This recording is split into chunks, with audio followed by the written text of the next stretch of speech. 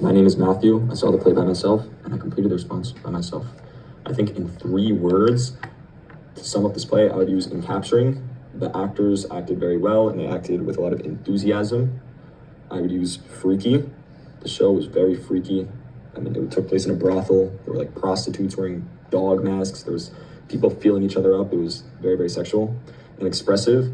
I mean, the clients of the brothel are like acting out their wildest fantasies, and like if you're gonna do that, you're acting out your wildest fantasy, like you're gonna go all out, and like they went all out, and they were very expressive. And yeah, the name of the playwright or creator is Jean Genet.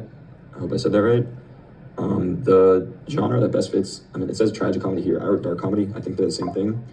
And the reason, or what I use to determine that, is that the theme of the play is very serious, but the actual script is very comical. So I think that fits dark comedy. I think that the main character protagonist is Irma, the one that like coordinated everything, or like the leader of the brothel. I think that she was fighting for it throughout the play to like keep all the people that were in the brothel like under the illusion or like in their alter egos. She wanted them to like fall deeper into their roles.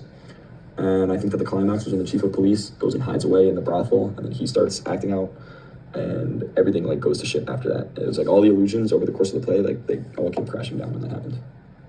I think that the language is both formal and informal, and there are 2 reasons I say this. The first is, well, not 2 reasons, but to answer the third question of like the repeated imagery or phrases, there was like a lot of royalty or like people of power being spoken of or acted out, and these people tend to be very well spoken.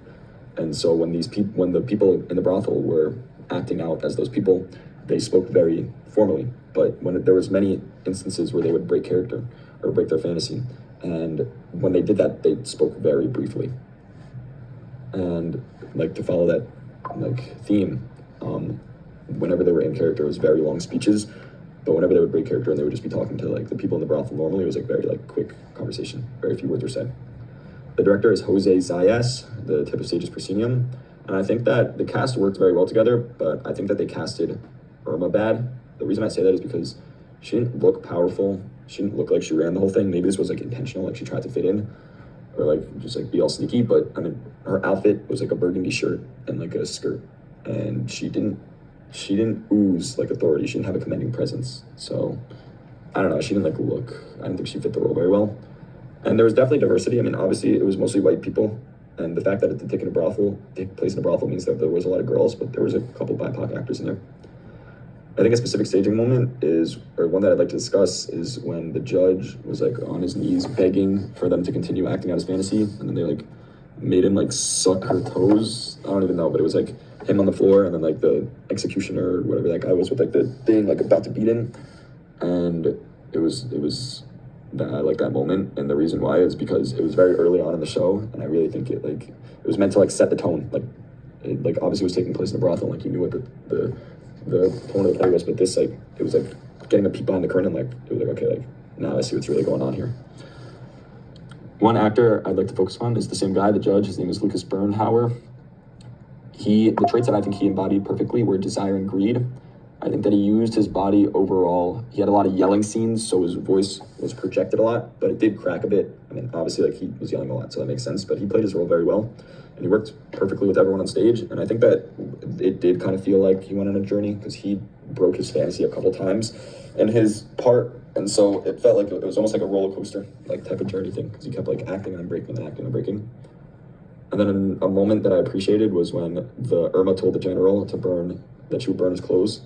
I think that he was trying to embody power, and I think this moment, it was like my reaction to it almost, or like it was very cool because, or why I think it was pivotal is because throughout his whole like acting out or his fantasy, like anytime she would even suggest something, he would be like, how dare you suggest, like I'm the general, like who the hell are you, like get out of here.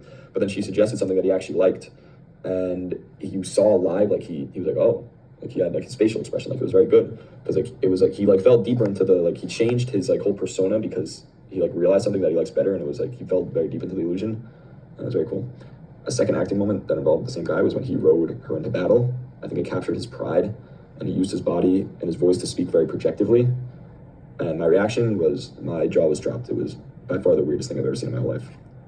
The designer I chose was a set designer, Laura Hawks. I think that The color palette was very, not, it was dark colors, like all their outfits were very dark, it was a lot of black. And I think that the atmosphere was very edgy and eerie with all the like neon light fixtures in the back. It was almost like, I mean, it was a club, but it was like almost like, it felt weird. And the set was very simple. There was almost nothing on stage besides for like a desk or a dresser at sometimes. And it says focus on the same element, but I did a different one, so I'm sorry for that. I did music. They played very eerie music when there were moments when the characters were falling like deeper into their alter egos. The 3 words I used to describe this music was scary, skin crawling, and invading. Like it was like when that music was playing, like I did not want to be listening to it. It was like invading my ears. And why I think the designer made this choice was because the play was intended to make you feel uncomfortable. It's not like a warm play. Like you're supposed to, like I felt very awkward watching that play. Like you're not meant, it's meant to make you feel awkward. And the second time was whenever they changed the set on stage, they played the same music. And I think that the purpose of this was to like let you know like it's only gonna get weirder. Like prepare yourself, like shit's about to go down. It did not seem like they were in the same world at all, and the reason for this was because in my this was very rushed. Like it was sold out. The actual stage. I mean, I chose front row seats, but I did not get them. I bought those seats on purpose, and they did random assigned seating because it was so bad, and so there's also audio problems. Like there's a lot that went wrong, and so I was placed in the furthest possible row, and like the actors, like I could see like their upper torso and up. Like I did not see anyone's legs, no one's arms, unless it was raised to beat someone. Like I could barely see them, and the fact that they didn't use or rarely use names in the play too made it insanely hard to follow. So I think that played into the fact that I did not feel like they were in the same world. And I think that the artist wants the audience to understand / come to terms with the fact that it's normal to have fantasies. Everyone has desires about being someone they're not, but it's a very dangerous thing to do, and it's a very slippery slope. And there's a fine line between wanting to be someone and like working towards achieving that or becoming that person, and letting it take over your life. And I think that the fact that the chief of police went in and even he fell for like someone as esteemed and like well looked upon like him even fell for a fantasy like that, like I think that really played into that. And something that surprised me was that I didn't realize how big on focus theater was. I said focus.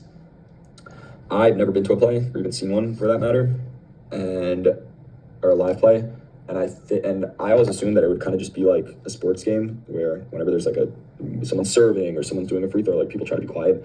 Maybe that was in like I got a bad audience, but like when there were funny moments, like the people sitting in the front, like I don't know, like they seemed like they were laughing on like ironically loud. Like it was crazy. Like it was not that funny, and they were going crazy laughing.